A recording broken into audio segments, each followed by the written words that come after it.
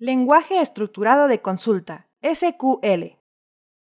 En tu camino como administrador de bases de datos, vas a manejar el lenguaje SQL, el cual se utiliza para definir y manipular a las bases de datos y consultar información, por lo que es necesario que comprendas en qué consiste y cómo utilizarlo.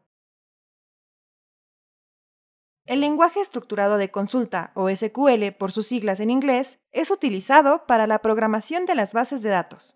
Se divide en el lenguaje de definición de datos. Sirve para crear, modificar y borrar una base de datos, tablas y campos. Contiene las siguientes funciones básicas. Create.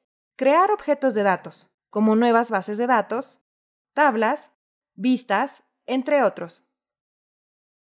Alter. Modificar la estructura de una tabla u objeto.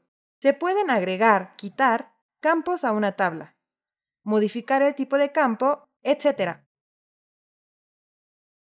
Drop. Elimina un objeto de la base de datos. Truncate. Borra todo el contenido de una tabla sin eliminar a la misma. El lenguaje de manipulación de datos sirve para insertar, modificar, borrar y buscar un registro de la base de datos. Opera con las siguientes funciones básicas. Insert. Agregar registros a una tabla. Update.